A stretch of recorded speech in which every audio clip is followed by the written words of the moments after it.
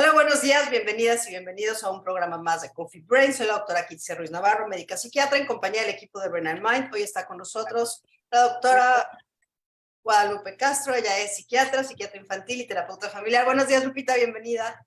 Gracias, buenos días a todos. También está con nosotros la maestra Claudia Guillemonte. Ella es terapeuta familiar y especialista en temas de violencia. Buenos días, Claudia, bienvenida. Hola, ¿qué tal? Buenos días a todas y a todos. También está con nosotros la maestra Mercedes Navarro. Ella es tanatóloga y especialista en mindfulness. Buenos días, Mercedes, bienvenida. Gracias, buenos días a todos y a todas. Y a la doctora Abril Nuche. Ella es doctora en neurociencias del comportamiento y neuropsicóloga. Buenos días, Abril, bienvenida. Hola, buenos días a todas. Como siempre, de Amazon, estrategia digital, quien hace posible esta transmisión. El día de hoy vamos a hablar de ya anda por acá también Mónica Díaz. Ella es psicoterapeuta y maestra en terapia focalizada en emociones. Buenos días, Mónica, bienvenida. Buenos días. El día de hoy tenemos un tema interesante, diferente, algo que quizá esto sí es algo muy nuevo que no hemos platicado antes. El 21 de febrero se conmemora el Día Internacional de la Lengua Materna.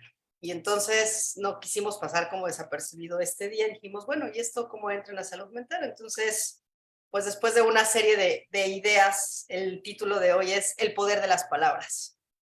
Entonces, pues, no sé quién quiere empezar con un poquito de la introducción. Pues yo estaba pensando un poco como por un lado se entendía como lenguas indígenas, ¿no? Como si la lengua materna solamente fuera una lengua indígena, y vimos muchos programas sobre si se estaban perdiendo o no y cuánta gente quiere rescatar. Pero esto es mucho más que un tema de lengua indígena, ¿no? Esta parte de la lengua materna, ¿no? Que cómo aprendimos a hablar, de quién aprendimos a hablar, cuál es además nuestro idioma. Y creo que podría darnos un marco de referencia. Por un lado es la importancia del lenguaje, el pensamiento, desde dónde parte en el cerebro. Bueno, ya por supuesto Abril es la súper especializada. Cuestiones muy filosóficas, ¿no? Que tienen que ver, por ejemplo, Wittgenstein decía, los límites de mi lenguaje significan los límites de mi mundo, ¿no? Podemos hablar también de, no es esto de que las palabras se las lleva el viento, sino las palabras construyen realidades. Y si estas realidades tienen que ver con el contenido del que decimos, cómo lo decimos, la cadencia de las palabras, el tono, el volumen, la fuerza con que las dirigimos, qué temas de palabras o qué temas tocamos con qué palabras, especialmente, por ejemplo, en temas románticos de pareja o de duelo. Y muy importante también cómo esto se une a temas de salud mental. Hay toda la teoría de la comunicación y bueno, los comunicólogos serán los especialistas, pero que desde Paul Václav y otro grupo de estudiosos hablan de axiomas de la comunicación, estos como ejes, como cosas que no se cambian, y ve cómo pueden generar o degenerar en patología en salud mental, como para dar un gran marco de referencia. Pues sí, este día siempre ha sido muy especial, sobre todo para los lingüistas y para las personas que nos dedicamos al lenguaje y para los bilingües. Lo que pasa es que, pues creo que la mayoría, no está Rosan, pero la mayoría de las que estamos acá, pues somos monolingües, ¿no? Simples plebeyos en este asunto del lenguaje. Pero las personas que han nacido, entendiendo una persona bilingüe como alguien que desde que nació tiene dos lenguas, ¿no? Y su cerebro se ha organizado desde el principio para tener dos o más lenguas. Y justamente ellos son los que más hacen conciencia sobre la importancia de la lengua en incluso la identidad como persona. Esta es una cosa que se vuelve muy, muy importante y se vuelve política y se vuelve, bueno, ahí están los canadienses, ¿no? Peleándose por mantener su francés porque, bueno, que me oigan diciéndoles canadienses, ¿no? Porque justamente ya no quieren ser canadienses, ¿no? Entonces, para tener su identidad y mantener su identidad, utilizan a la lengua como bandera. Y esto es algo que se ve en todas las comunidades indígenas, precisamente, porque quieren seguir manteniendo su nación y su identidad como personas. Y es ahí en donde vamos haciendo conciencia de la importancia de las lenguas. Las lenguas, pues, nacen en el cerebro. Sin embargo, las lenguas se les considera entes vivos, entes que se van así como como los virus que se van reproduciendo siempre en grupo y que así es como van mutando y así es como van formándose. Es algo que se va formando dentro de otro organismo vivo, pero que va mutando en comunidad. Y siempre se van a estar moviendo. Y se considera a las lenguas por eso un organismo vivo, que todo el tiempo está en constante cambio aquí, adentro de nuestros cerebros. Ahí nomás nosotros somos huéspedes de esto. Pero al mismo tiempo también, pues les damos vida. Por eso son un organismo súper interesante y ver sus cambios es maravilloso. Pero también ver lo que han logrado en nosotros. El ser humano no habría evolucionado de la manera en la que ha evolucionado de no ser por el lenguaje. Somos lo que somos gracias a que le hemos podido dar una definición en palabras a las cosas. Podemos nombrar cosas que no están presentes. Podemos hablar de cosas que no están presentes. Podemos hablar de cosas que no se ven. A partir de esto es que hemos logrado evolucionar a la abstracción, a la capacidad de hablar sobre emociones, por ejemplo, porque pues esas no se ven, ¿no? No nada más hago una seña y señalo, no. Puedo hablar sobre algo que no tengo que señalar. Y es ahí en donde han logrado también la evolución de la cultura, de las culturas. Y esa es la maravilla del lenguaje, todo lo que ha logrado para nuestra propia evolución. Y por eso es que no podemos dejar de separar pensamiento y lenguaje. Sabemos que son dos cosas diferentes. Sabemos que está una por su lado y otra por otro. Lo sabemos, por ejemplo, por las personas adultas que se quedan sin lenguaje por una lesión cerebral. Siguen pensando, no pierden su inteligencia, pero tienen ya la incapacidad de expresarlo. O por ejemplo los niños, ¿no? Los niños pueden hacer muchas cosas y están pensando, pero si no se desarrolla el lenguaje, no se va a seguir desarrollando el pensamiento. Entonces, aunque son dos cosas diferentes, separadas, van completamente entremezcladas y van evolucionando una con la otra. No va a evolucionar, lo vemos por ejemplo con los niños que no pueden desarrollar el lenguaje, ¿no? No van a desarrollar el pensamiento, no va a haber cada vez más complejidad en ello si no hay lenguaje. Entonces, bueno, desde ahí es toda la complejidad y la necesidad que tenemos como seres humanos de tener una lengua.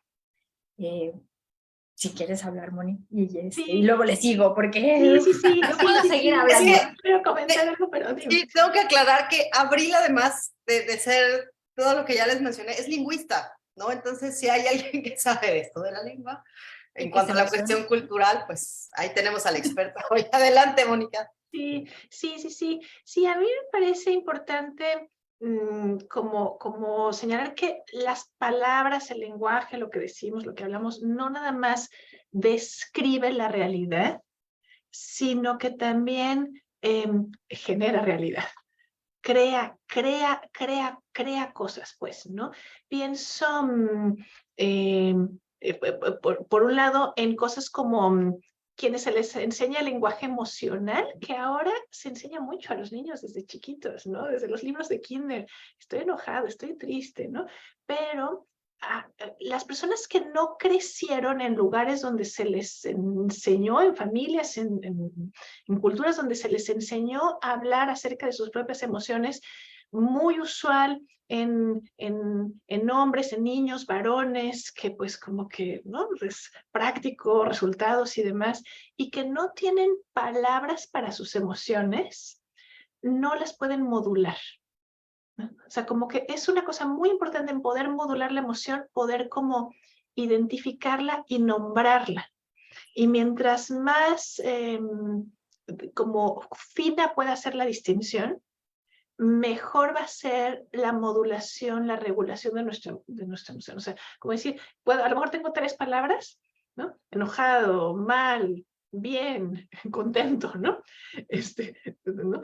Pero si uno puede empezar a distinguir, esto es un poquito más como nostalgia, como melancolía, como frustración, como que tenía ganas de algo y no se pudo, como que es un poco de decepción mezclada con, o sea, mientras más fina pueda ser la palabra que usamos para algo, más podemos como integrar esa emoción y saber qué hacer con ella. Adelante. En el Mercedes. sen- Perdón. No, adelante, Abril.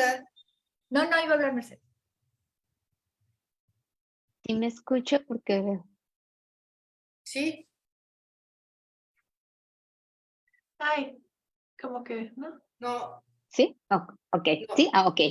No, nada más para seguir como este hilo que comparte Mónica y que compartes tú, Abril, qué fuerza tiene todo esto de las palabras desde que las generamos en nuestros pensamientos, porque eso en automático se generan emociones, en automático conductas. Por eso bien decías, Mónica, las palabras van creando nuestra realidad, ¿no? Y qué importante es que seamos más conscientes. ¿Qué nos decimos para sentirnos bien o para sentirnos mal? Ya desde la filosofía, como bien decías, Claudia, todo esto es muy filosófico, la palabra desde ahí aterriza, pues la psicología tiene mucho conexión con la filosofía. Él decía que no son las cosas las que nos hacen sentir mal, sino la forma como la interpretamos y qué fuerza tienen las palabras, ¿no? Así como construyen, como bien decimos, la palabra construye, también una palabra puede destruir. Y, y yo creo que lo más grave, que a veces nosotros solitos nos destruimos. ¿Cómo nos hablamos todo el tiempo, no? Yo digo que la palabra es metafóricamente como ese diablito y angelito que tenemos, ¿no? Esa voz interna que finalmente son palabras antes de hacer el sonido, exteriorizarla. Pero mientras ya la estamos generando en nuestro pensamiento. Y eso pues nos lleva también a sentir y a actuar de determinada manera, y también si somos más conscientes también nos ayuda a actuar y a vivir de una manera más sana, si le podemos decir, ¿no? Porque claro que involucra nuestra salud mental. Hay un poco sí, esta parte como es la primera forma, ¿no? Al que el ser humano dispone para fijar, para objetivar el conocimiento de sí mismo y del mundo. Cuando nombramos algo, las cosas existen. Y es una forma como de, pues a través de la palabra, de tener acceso a las cosas, a los objetos. Piensa en un niño chiquito que de pronto nada más señala, ¿no? En lo que empieza a poder formular, ¿no? E integrar este pensamiento del lenguaje y poderse comunicar de una manera que le dé orden al mundo y al tema de lo familiar. Quisiera como poner como el primer axioma es esto que no requiere explicación por sí mismo. Se habla de 5 axiomas de la comunicación y cada uno puede llevar con pues alguna serie de patologías, vamos a decir. El primero, y nada más para no saturar en este momento, es no es posible no comunicar. Es decir, siempre estamos comunicando algo de manera verbal, de manera no verbal, y lo ideal es que las cosas coincidan, que haya congruencia entre aquello que decimos y aquello que manifestamos con el lenguaje de nuestro cuerpo. Lupita.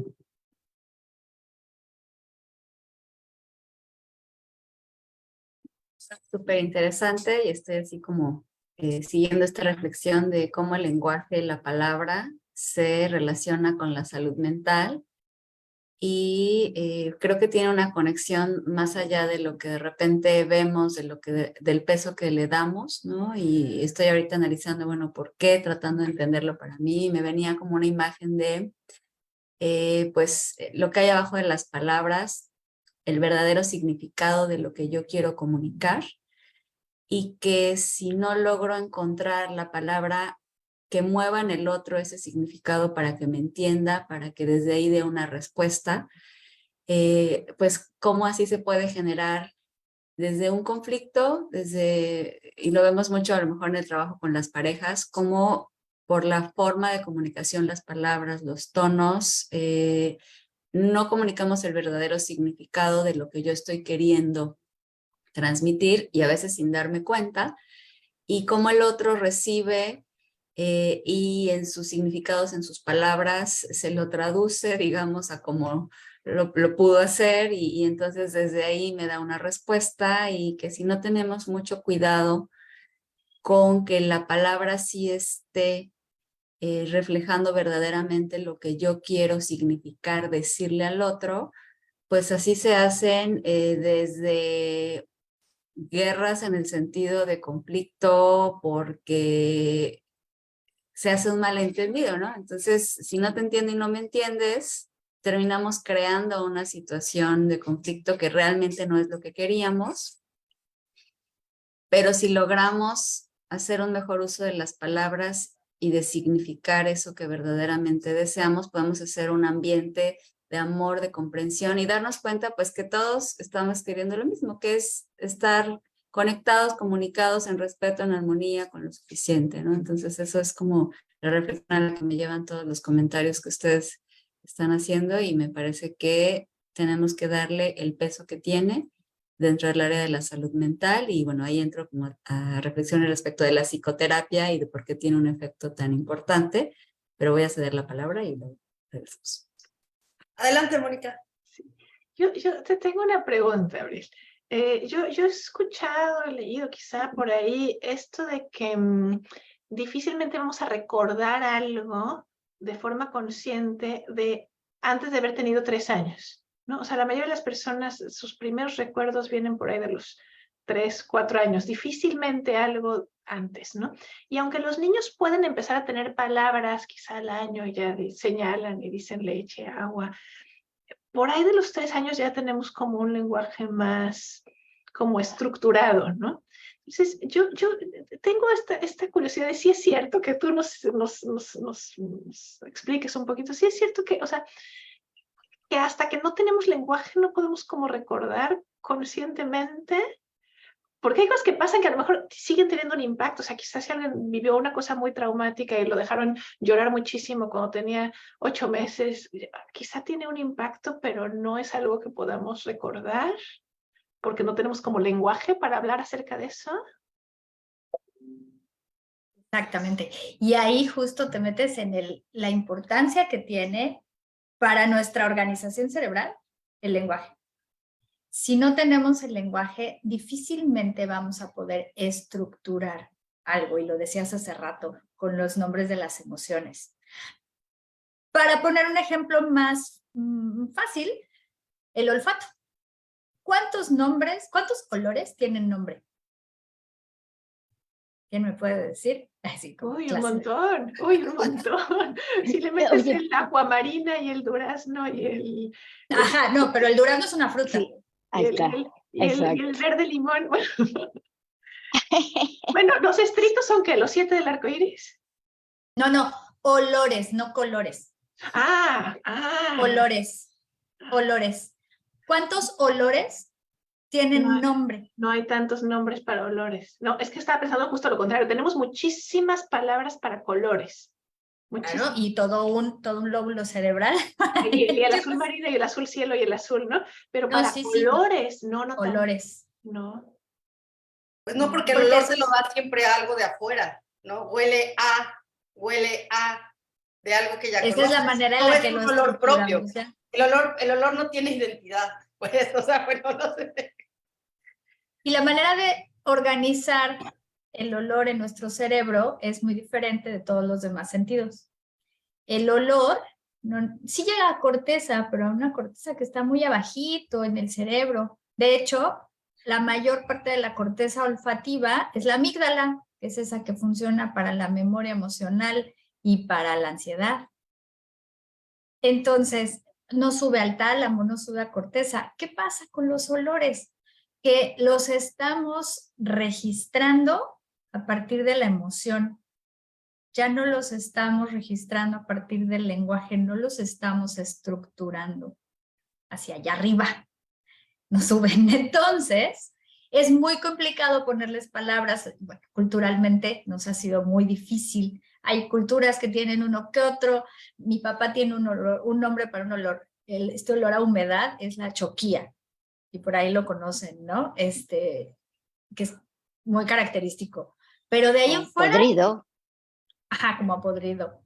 Pero por ahí a lo mejor tenemos alguno y cada lengua seguramente tiene a 1 o 2, pero son pocos. Eso mismo pasa con las emociones. Tenemos poquitos que utilizamos porque es muy difícil y terminar de integrar las emociones, porque las procesamos de otra manera, no con la corteza cerebral y menos con la corteza del lenguaje. Eso lo tenemos que hacer de una manera muy consciente. Ahí la importancia de la terapia para que nos enseñen a hacer esto, porque no lo hacemos de manera natural, es difícil, ¿no? Hay que aprender, nos tienen que enseñar, hay que practicarlo de manera consciente, ¿no? Entonces, bueno, eso por cómo se va estructurando nuestro cerebro a partir del lenguaje y cómo entonces nos va dando esta capacidad de organizar los recuerdos. Nosotros, ahí, bueno, ¿cómo se organiza la memoria? La memoria sí está funcionando, pero está funcionando, perdón, de chiquitos, desde bebés, pero está funcionando esta memoria emocional, las amígdalas. Entonces nos acordamos del contexto, de la sensación, de la emoción, del olor, ¿no? Y entonces, claro, a lo mejor un olor sí me puede recordar una sensación inmediatamente, pero no me voy a acordar conscientemente de en dónde percibí ese olor o de qué pasó ese día que olía así o que estaba esa emoción ahí. Eso lo voy a empezar a recordar a partir de que mis hipocampos ya se empiecen a organizar mejor y que son los que consolidan la memoria y ya sobre todo se empiecen a consolidar a partir de las palabras, a partir de que yo le pueda poner nombre, fecha, año, día, y de que yo entonces empiezo a estructurar esta capacidad de tener recuerdos porque empiezo a estructurar el tiempo. Pero pues es que eso ya es más difícil después. Entonces, hasta entonces puedo empezar a organizar mis recuerdos de esa manera. Entonces sí, si no tengo el lenguaje, pero sobre todo, si no tengo esta capacidad de estructurar el tiempo, difícilmente voy a poder estructurar mis recuerdos en palabras, en lenguaje, en esta memoria episódica que me dice, sí, en mi fiesta de 5 años me hicieron, no sé, mi fiesta en la alberca y tal. Antes de eso, todos son emociones revueltas que no tienen nombre. Yo un poco para ir como poniendo esto en el orden de los axiomas, les decía yo, el primero es imposible no comunicar, estamos comunicando todo el tiempo. Y el segundo dice que hay que hablar de los niveles de contenido y de relaciones en la comunicación, es decir, qué es lo que estamos diciendo y a quién se lo estamos diciendo. ¿Qué es el contenido de este mensaje que voy a transmitir y cuál es mi relación con esa otra persona o grupo de personas que lo va a recibir? Axioma les refiere a algo que no requiere explicación por sí mismo, pero a partir de estos 5, que ya hemos nombrado 2, se empieza también a estructurar toda una teoría que te lleva a patología en la salud mental. Imagínense que una de las cosas que se dicen, por ejemplo, es la desconfirmación o la descalificación. Es decir, yo digo, ay, mira, Moni, está padrísimo tu fondo de pantalla, y yo no sé ni siquiera qué estás viendo, ¿no? Yo no sé por qué lo ves padre, ¿no? Y pues una vez, porque está de malas, me contestó feo.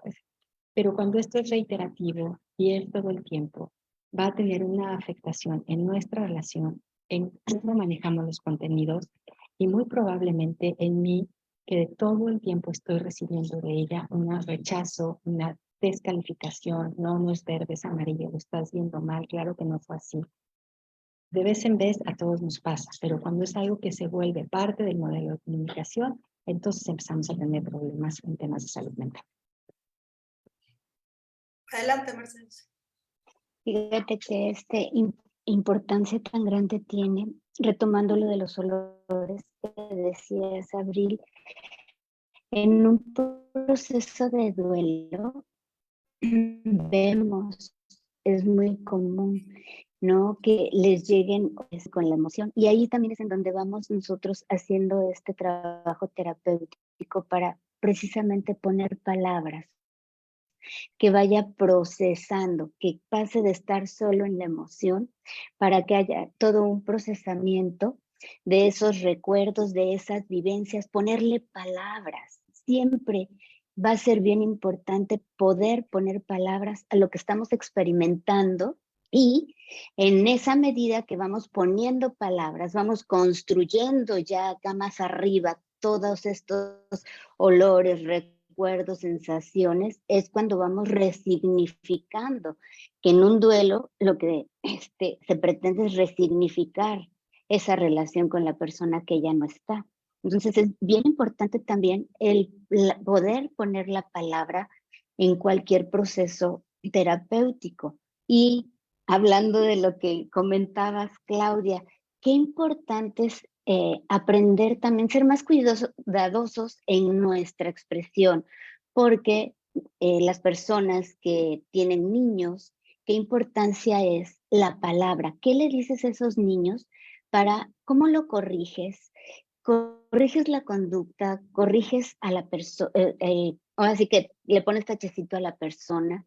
¿Qué mensaje le estás dando a esa criatura a través de la palabra para que se fortalezca su autoestima y esa seguridad en el chiquito? Y también es común cuando ves familias que el papá es un muy buen proveedor, pero no es un papá que se involucre, ¿no? Y ya veo adultos, y he llegado a ver adultos con problemas, ¿no? Y si vamos haciendo como un clavado hacia atrás, pues hay cierto problema en la relación, en el vínculo paterno, porque era un buen proveedor, pero pues estaba ausente. Era un papá que no sabía abrazar, era un papá que no sabía decir te amo. Y nosotros no nada más necesitamos esas conductas de cuidado, sino también esa palabra que me diga, te amo, eres importante para mí. Ahí tienes, hablando otra vez de los axiomas, acuérdense, no es posible no comunicar, los niveles de contenido y las relaciones en la comunicación. Y el tercero, para introducirlo, te habla de la puntuación de la secuencia de hechos, que es exactamente cómo lo organizamos entre los quienes nos estamos comunicando, qué fue primero, qué fue después. No te trata de que sea bueno o malo, sino que se trata de que de alguna manera vamos entendiendo la realidad del otro. Pero es que yo no te lo dije así, pero es que tú lo entendiste diferente, pero es que no fue mi intención, ¿no? Y tiene que ver mucho con la relación con esa persona. Fíjense, está jugando todo, el lenguaje verbal, el no verbal, el contenido, la relación y el cómo el otro la puntúa tal vez. Es que esto es importantísimo. Y dices, pues yo no lo veo tan importante, ¿no? ¿Cómo lo vamos puntuando en este intercambio? Adelante. Sí, sí, sabes, es que qué interesante ver lo que dices de los olores, porque sí, yo primero te escuché colores y dije, no, bueno, se me ocurren muchísimas palabras para describir colores, olores, y me acuerdo como de cuando uno va de pronto a estas cosas como de la cata de vinos y entonces te dicen, ¿y a qué le huele? ¿No? Y alguien empieza, me huele a madera, me huele a berries, me huele suave, dulce, ¿no? Y y como que uno necesita como poner palabra a la experiencia para poder percibir mejor. Si no le pones palabra a la experiencia, entonces todo te huele a lo mismo, ¿no? O sea, digo, quizá a un nivel emocional, ahí está como la huella, como dices, hay cosas que están, que de alguna manera uno siente parecido a lo que sintió. ¿Qué es lo que pasa a veces con experiencias traumáticas? Que digamos, que uno experimentó algo y de pronto una experiencia parecida, un sonido, algo, te detona algo y dices, no sé ni por qué estoy sintiendo esto, ¿no? Pero qué importante poder como poner el dedo ahí y decir, se trata de esto, ¿no? Ir enriqueciendo, porque enriquecer el lenguaje enriquece también tu vida interior, digamos, ¿no? Adelante. Sí, esta es una parte bien importante. Por eso tenemos que aprender a aumentar nuestro vocabulario emocional. Es tremendo. Y nos damos cuenta que en esto somos mucho mejor las mujeres. Y este es un asunto de dominancia hemisférica, ¿no? Los hombres son muy buenos para saber cuál es el norte, el sur, el este y el oeste, la derecha y la izquierda, pero no saben de palabras. Entonces, ahí es donde hay que trabajar mucho con ellos, mucho, mucho. Alguien preguntaba por ahí la diferencia entre habla y lenguaje. Y bueno, esto es muy importante, sobre todo cuando hablamos de los niños, porque muchas veces no pronuncian bien. no pronuncian bien la R, la S, la L, ¿no? Y entonces tienen ahí bronquillas y todo el mundo se espanta porque es el lenguaje. Bueno, justamente esa es la articulación. Ahí, cuando nada más estamos hablando de algo que probablemente ni siquiera está en el cerebro, está aquí, ¿no? En la boca, en el frenillo famoso y no sé qué. Ok, eso es articulación. Ya cuando estamos hablando de comprensión y de expresión, estamos hablando ya del lenguaje. Ahora, el lenguaje puede ser no verbal, ¿no? Y es toda esta comunicación de la que hablábamos, ¿no? El lenguaje, hay muchos lenguajes. El lenguaje es el que está acá, en el cerebro, nuestra capacidad de comprender qué le hizo qué a quién y cómo. Cuando ya estamos hablando de la capacidad de expresión, de cómo le voy a ir poniendo palabras, porque lo puedo hacer en una lengua o en otra, ya estamos hablando del habla. Y ya nada más la capacidad meramente periférica muscular, lo que hacemos con la boca, esa ya es la articulación. Entonces tenemos, y bueno, y dentro del lenguaje también tenemos distintos niveles, ¿no? Que uno nada más es el, por ejemplo, el semántico, el significado de las palabras. Otro es el fonológico, los fonemas. Muchos niños tienen problemas de discriminación fonológica. Hay algo que se llama conciencia fonológica. Y si ellos no saben distinguir y discriminar bien los sonidos de su lengua, no van a poder aprender a leer y a escribir bien.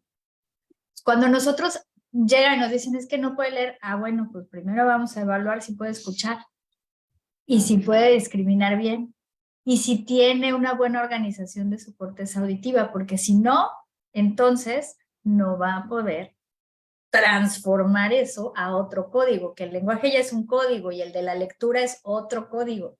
Entonces, conforme vamos complejizando todo esto, tenemos que ir analizando cada uno de los niveles. Luego tenemos el nivel sintáctico, ¿no? Que es el de cómo vamos organizando las palabras para hacer una oración que se entienda.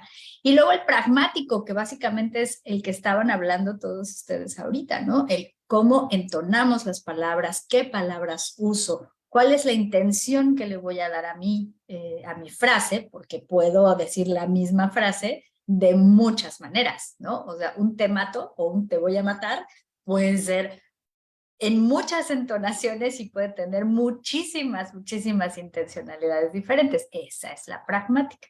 Entonces, bueno, habla, por un lado, puede ser solamente la articulación, puede ser solamente lo que se refiere a la lengua y lenguaje por el otro.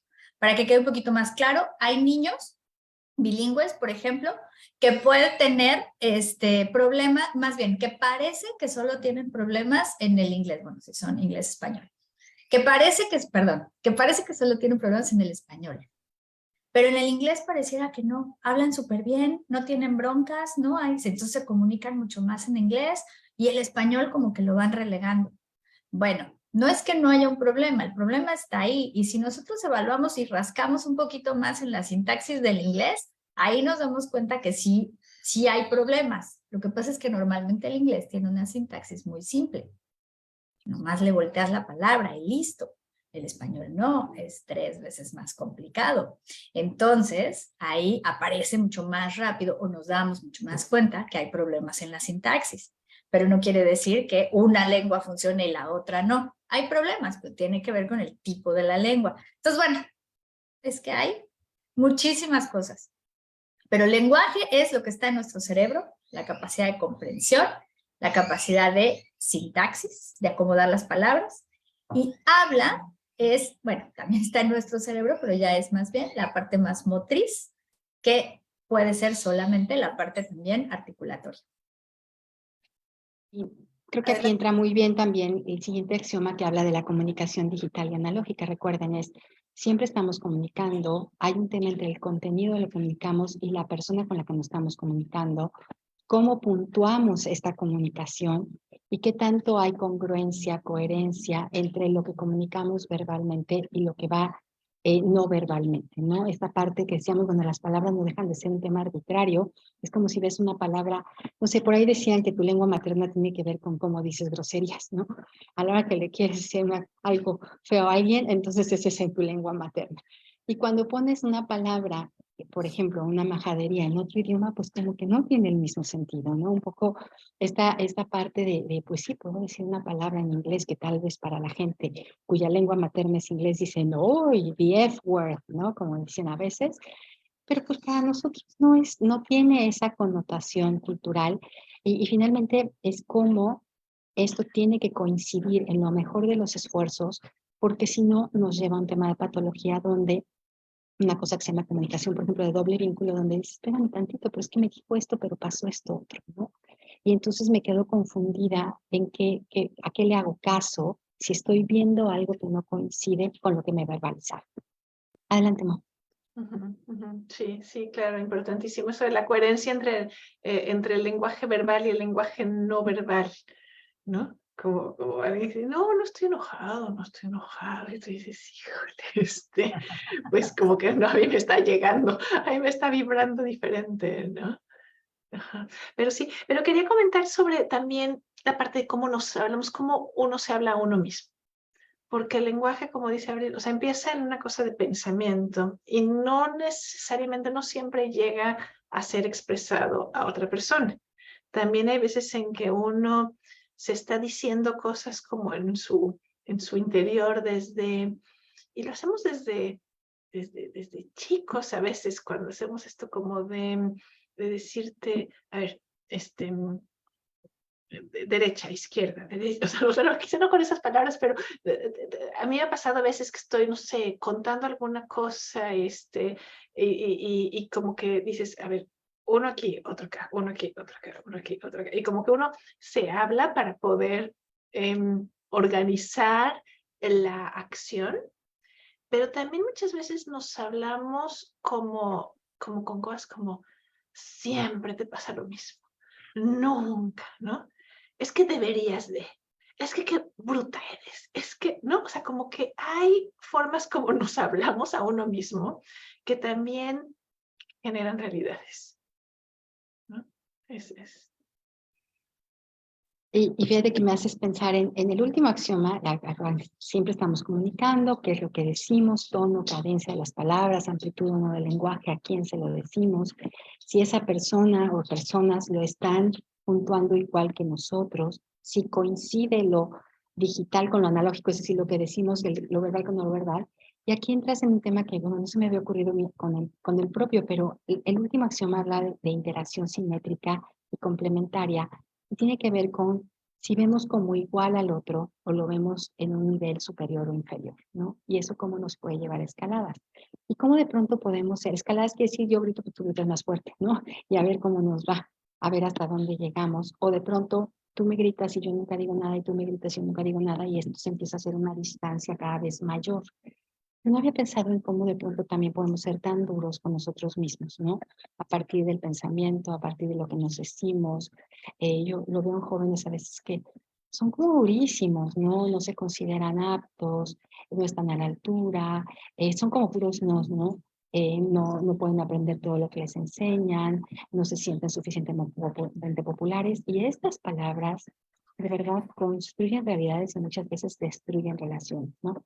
Entre que no entendemos bien, entre que interpretamos diferente, entre que lo sentimos más fuerte. Y les voy a dar un ejemplo. Hace muchos, muchos años, dos niñas con las que yo convivía mucho en el residencial donde vivía en aquella época, se estaban dando un agarrón de esos, ¿no? Pero pleito. Entonces salen las mamás, ¿no? A ver qué pasa.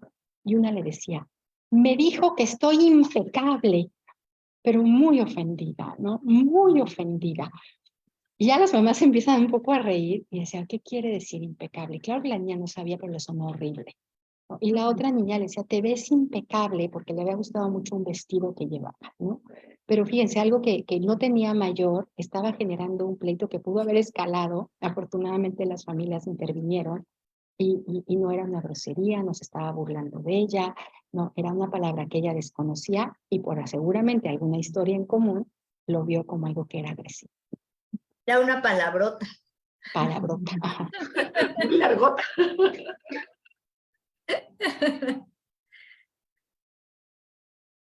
Adelante, Mercedes. Sí, fíjate con esto que dices, como no son tanto las palabras las que nos hacen daño también, sino cómo las interpretamos. ¿no? Hay veces que sí, obviamente son muy claras, pero en este caso realmente es la interpretación que hizo la chiquita. Y yo sí quisiera como retomar esto también de cómo nos hablamos a nosotros mismos. Cómo reaccionamos ante nosotros, por qué cosas nos juzgamos, como una reflexión así como al aire, ¿no? ¿Por qué nos criticamos? Porque todo eso, a todo eso le vamos poniendo palabras, como decías, Mónica, es el diálogo interno que traemos todo el tiempo, ¿no? Qué tipo de lenguaje utilizamos con nosotros mismos cuando vemos que tenemos algún defecto, cuando nos equivocamos, nos insultamos o somos amables, somos comprensivos con nosotros mismos, pero a veces uno mismo es el que se acuchilla, ¿verdad?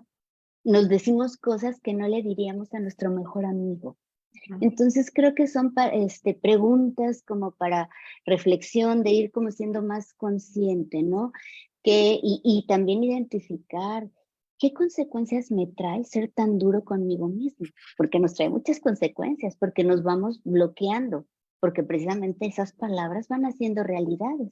Entonces te vas sintiendo cada vez menos capaz, te vas desmotivando. En cambio, si te hablas, si eres compasivo, pues sí me equivoqué, a ver, lo voy a tratar de otra manera. Esto no quiere decir que no tenga capacidades, o no sea valioso, o no tenga habilidades, o no las pueda desarrollar. Entonces, cuando decimos eso, aunque nos hayamos equivocado, ya tenemos la motivación para, allá voy a hacerlo de otra manera, ya no la misma, ¿no? Aunque es común que el ser humano se tropiece con la misma piedra, pero bueno, cuando tenemos conciencia decimos, bueno, voy a tratar de hacerlo un poquito diferente, ¿no? Y así que yo los invito a pensar cómo creen que se sentirían si fueran capaces de hablarse con ese cuidado que podemos hablarle a un niño pequeñito o a nuestro mejor amigo, ¿no? ¿Cómo se sentirían? Wow, Adelante, Lupita. gracias. Todo lo que mueven las palabras, ¿no? Entonces, yo creo que esta reflexión es súper importante. Me quedaba pensando en lo que decía Mónica en esa última frase que dijo de que lo que nos decimos, pues, crea realidades, y estaba como siguiéndole y le dije, sí, ¿por qué? Dije, bueno, creo que las palabras mueven emociones, las emociones mueven acciones.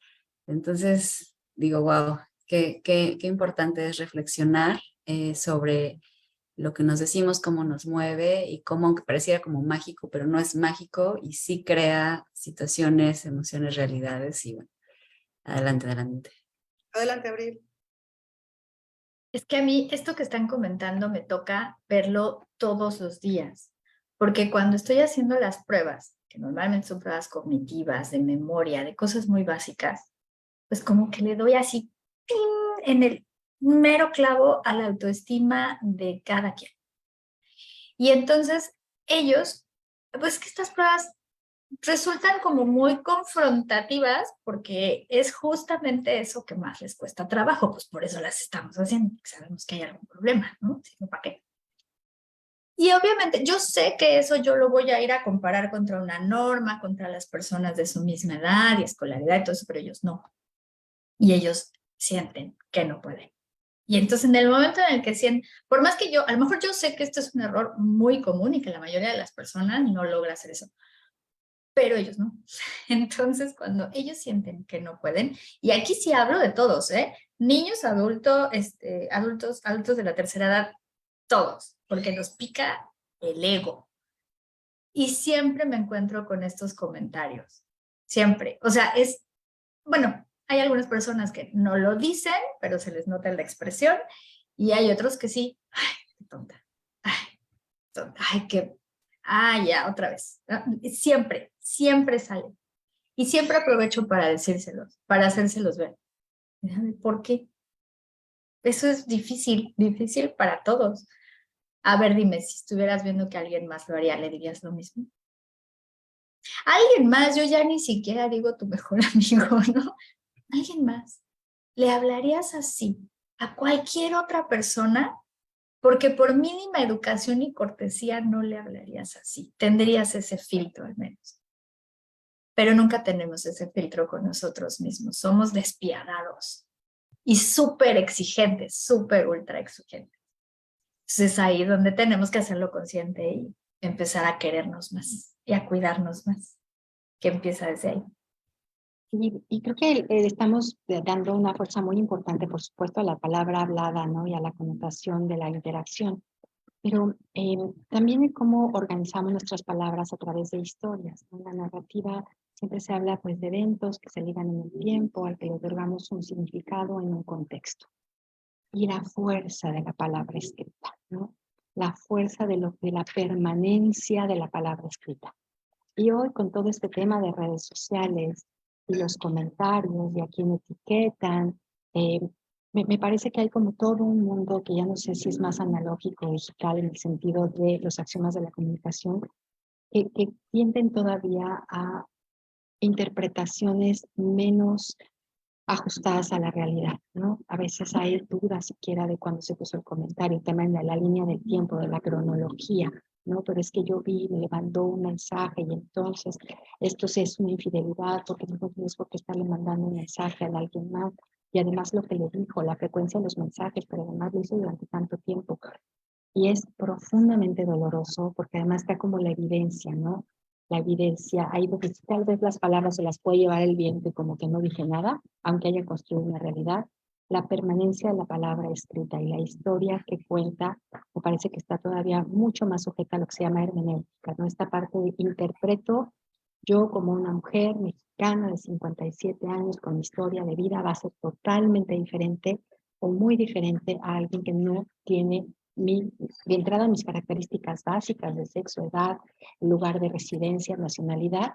Y ahí, ojo, porque creo que hay un mundo un tanto inexplorado de la permanencia de la palabra escrita, especialmente en temas de redes sociales. Sí, Adelante, sí, Mónica. sí, qué importante, sí, qué importante, sí. Sí, estoy pensando en como algunos tips acerca de cómo hablarse a uno mismo. Como por ejemplo, si algo me sale mal, en lugar de decir que soy burra o que no puedo, como decir estoy aprendiendo, esto no me salió, o sea, no es de que nada nunca me salga bien, ¿no? Sino que esto no me salió. Uno que también me encanta es el cambiar el hubieras por la próxima vez. O sea, cada vez que digo, ay, hubieras hecho, hubieras, ¿no? Es que si hubiera, ¿no? A ver, el pasado ya pasó, ¿no? Sí, se me cayó el vaso porque justo lo puse en la orillita de la mesa, en lugar de decir, hubiera puesto el vaso en otro lugar, mejor me digo, la próxima vez lo pongo enfrente. La próxima vez hago esto. También hay que procurar hablarnos en positivo. Cosas como no me va a doler o no me va a preocupar, usualmente nos da como el efecto contrario, es como decir no pienses en un elefante, ¿no? Y ya está ahí la imagen.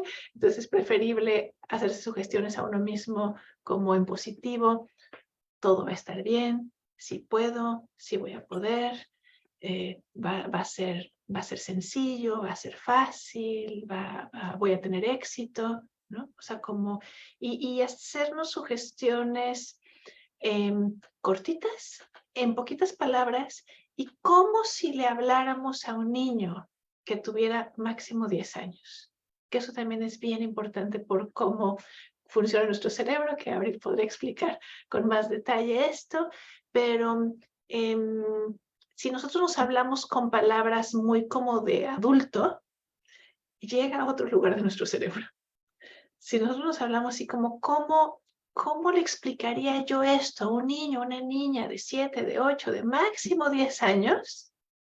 Entonces tocamos como una parte, como que sí llega. No se queda aquí en la cabeza, como que llega al cuerpo, ¿no? Entonces como... A la amígdala. A la amígdala, perdón, tú lo dices mejor.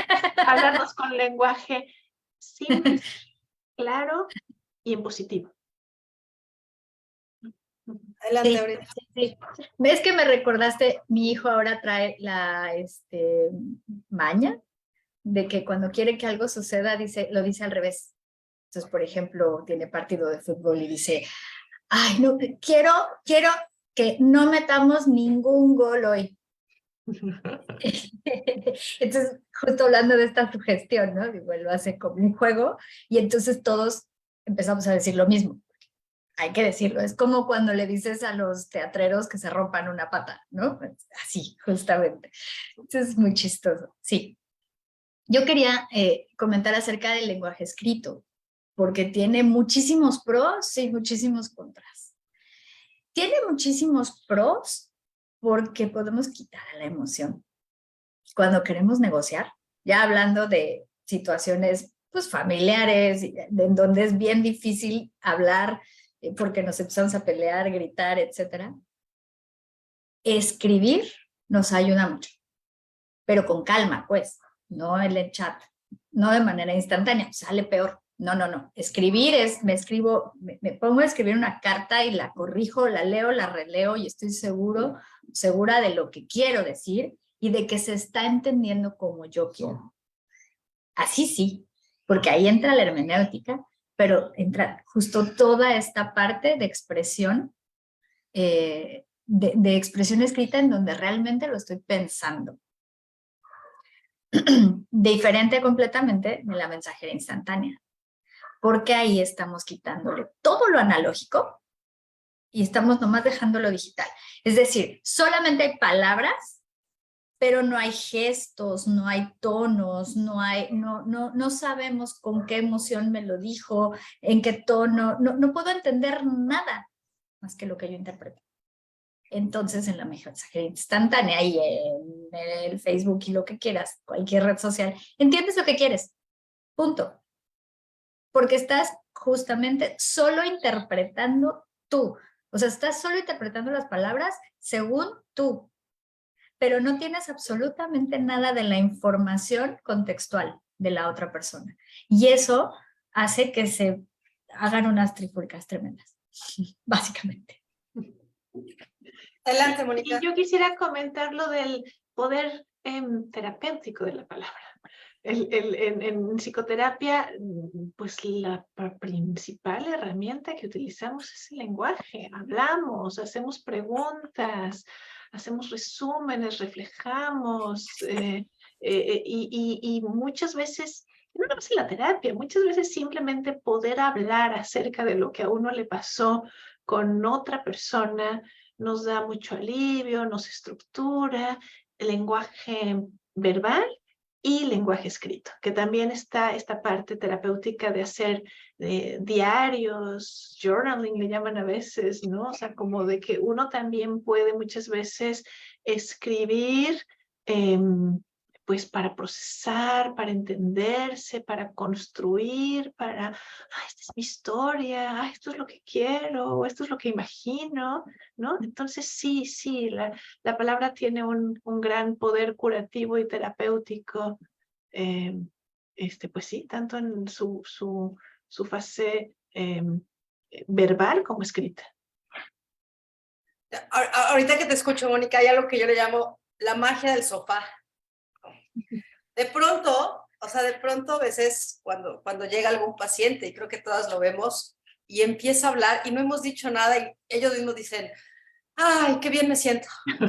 No, el simple hecho como de pronto escucharnos a nosotros en voz alta es como liberador, ¿no? Y no sé, es esa magia del cerebro que Abril conoce muy bien, ¿no? Pero, y por otro lado, pues es que por lo menos en psiquiatría nuestra herramienta diagnóstica es el lenguaje. Sin el lenguaje no podemos, ahí me causaba mucha gracia cuando rotaba en el Hospital General y me pedían interconsulta psiquiatría, ¿no? Con el paciente intubado y es como, ¿qué le pregunto? ¿Cómo? No puedo, ¿no? Entonces nuestra herramienta diagnóstica en realidad es el lenguaje. Tan es así que está comprobado que cuando hacemos una consulta, una valoración en una lengua no nativa del paciente, se tiende a exagerar de pronto la patología. O sea, se tiende a como sobrediagnosticar muchas veces. Y no lo digo yo, o sea, son muchos estudios. Y ahí la importancia, por ejemplo, de llevar procesos psicoterapéuticos de preferencia en la lengua materna, ¿no? Incluso el diagnóstico. Adelante, Mercedes. Pues ya nada más como que vamos a ir cerrando un pensamiento de Pema Chodron, que él dice que la peor agresión a nosotros mismos, la peor de todas, es uno, permanecer ignorante por no tener el valor y el respeto de tratarnos a nosotros mismos con honestidad y ternura. Y obviamente que aquí entra ese lenguaje, ¿no? Cómo nos hablamos a nosotros mismos. El poder terapéutico de las palabras, ¿no? Se hablaba de The Talking Cure, es decir, hay en la palabra y en el contacto con otro ser humano un espacio que es de salud. Como desear que este tema se nos quede integrado a todos y que estemos muy reflexivos y muy observando las palabras, los efectos y vayamos dándole la importancia que tiene en la salud física, mental, social, relacional, de todo tipo. El expresarnos, el escucharnos, el ir desarrollando nuevas formas de expresar, ¿no? Está como en crecimiento, como dice Abril, ¿no? Es en desarrollo. Uno siempre puede encontrar nuevas formas de expresión y ahí ir enriqueciendo la experiencia. Sí, justamente, nunca dejamos de enriquecer nuestro lenguaje. Ese siempre lo podemos seguir enriqueciendo. Pero nada más como tip, porque eso es algo que siempre me preguntan, la manera de poder siempre mantener a nuestro cerebro sano es aprender nuevas lenguas. Es una manera en la que vamos a echar a andar, así como la natación, ¿no? Que es como el mejor deporte porque echa a andar a todo el cuerpo. Así es aprender una nueva lengua. Estamos utilizando todo nuestro cerebro. Ya si nos queremos poner así como que un gran reto enfrente, un nuevo alfabeto. Es todo un reto para el cerebro.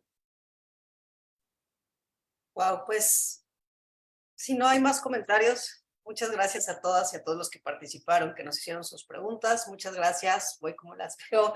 Abril, Mercedes, Claudia, Lupita, Mónica. Gracias, Mónica, de Amazon Estrategia Digital, quien hizo posible esta transmisión. Les recordamos que el programa queda en redes sociales como Brain and Mind Salud Mental, en YouTube, Instagram y Facebook, por si lo quieren compartir. Si alguien desea contactar a alguna de las integrantes del equipo de Brain and Mind, puede encontrar toda su información en www.brainandmind.mx. Y nos vemos próxima semana, misma hora, por los mismos medios. Hasta la próxima. Bye. Gracias. Luego. Gracias.